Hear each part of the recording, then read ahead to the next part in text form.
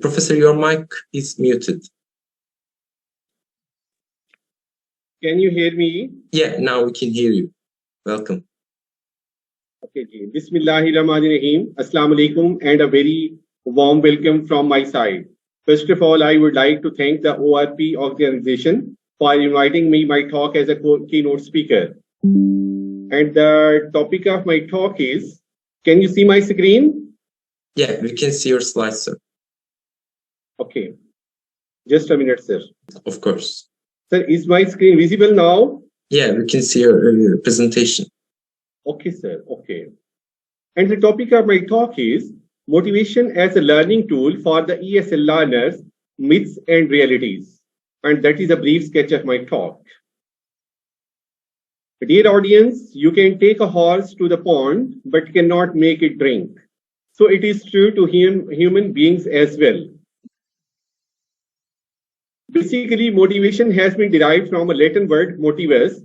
It is an internal state, arouses, directs, and maintains behavior. Like an accelerator in a vehicle, greater the motivation, greater the learning.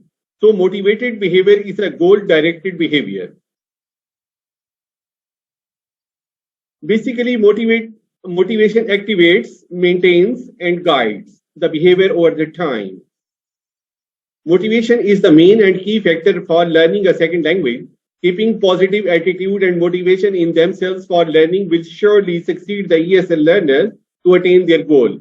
Gardner defined motivation as the combination of effort and desire to learn a language and favorable attitude towards the language.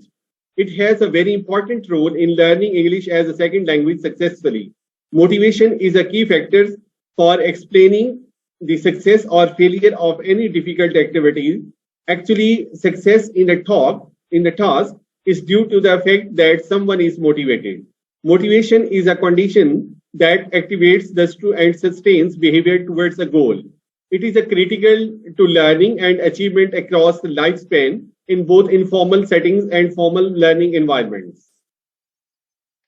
There are two types of motivation, internal motivation and external motivation.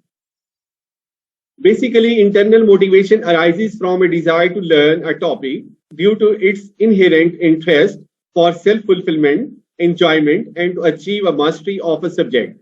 It exists within the individual rather than relying on external pressures or desire for reward. While external motivation is motivation to perform and succeed for the sake of accomplishing a specific result or outcome. External motivation comes from influences outside of the individual. Common external motivators are rewards and the threat of punishment. There are 5 T's of motivation. First one is the teacher, his teaching method, the text, the task, and the test. And that is the ARC's model. This model really captures the teacher's role in motivation. A stands for attention, capturing students' interest and curiosity. R stands for relevance, meeting students' personal needs and goals, while C stands for confidence, helping students believe that they will succeed. And S stands for satisfaction, reinforcing students' accomplishments through external or internal rewards. Basically, motivated teachers are the core learners, mentors, tour guide, facilitator. The student and the problem centered. Basically, they are the learner is a growing tree and on a journey.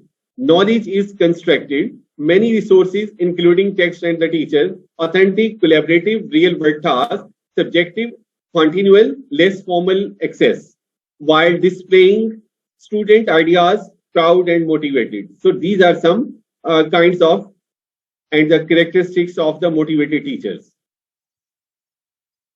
These are some techniques to motivate the students. First one is the praises, competition, use of computers, presentation modes, arousing interest, rewards, incentives, use of aviates, creativity, participation, feedback, and knowledge of the results. So these are some techniques through which we can motivate the ESL learners to learn the second language. If we talk about the significance of the study, that will be helpful for the students, for the teachers, and will definitely improve their learning. And the objectives of my study were to motivate students to acquire good knowledge, to identify the students' problems in learning English, to persuade the teachers for using new motivational techniques of teaching, to understand the purpose of motivation. Now, I would like to move towards my literature review. Basically, the way positive reinforcement is carried out is more important than the amount. Properly used positive reinforcement is extremely powerful. Positive reinforcement change behavior for the better, while criticism stabilizes negative behaviors and blocks the change. Reinforcement is a name of process which creates change and gets desired behavior. And when there is a possibility of reward, students try to learn something with more interest. 200 students and 50 teachers from Engineering College from Islamic University of Bahawalpur, Pakistan participated in this study. It was a survey-based type of research based on qualitative approach, and the stratified random sampling was done. Questionnaire for the teachers and the students were used as a tool to collect the data from the respondents. These are some factors which I deduced from the collected data. Importance of English, 80% were agreed. Use of English activities, 70% agreed. Authentic material use, 80% agreed. Use of abbreviates, 90% agreed. Confidence development, 90% agreed. That is the graphic description of my talk. And that is the data analysis of teachers' questionnaire.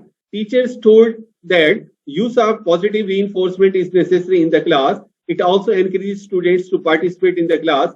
Positive reinforcement makes students more disciplined. Positive reinforcement brings good change even in the dull students. That is the conclusion of my talk. Positive reinforcement accelerates students' performance in learning a language at BS level. The use of positive reinforcement enhances students' learning ability, and we should use new techniques to make better classroom atmosphere. And motivational tools are good enough to bring positive change even in the dull students. And these are some suggestions and recommendations from my side. Motivational tools should be used in the classroom. Teachers should motivate their students to participate in the class equally. Teachers should give students more autonomy in choosing the activities. Teachers should present their lessons in an enjoyable, relaxed, and a comprehensive way. Teachers' behavior should be positive and friendly with their students. Students should be encouraged and motivated through praises and rewards. Teachers should use new learning strategies in their classes, and teachers' training workshops should be conducted. And these are some references from which I got the help. And that was the questionnaire which I used for the teachers and the students. And thanks for joining me. And any question, please. That's all from my side. Okay, thank you so much for your presentation, Professor. Is there any questions or any contributions?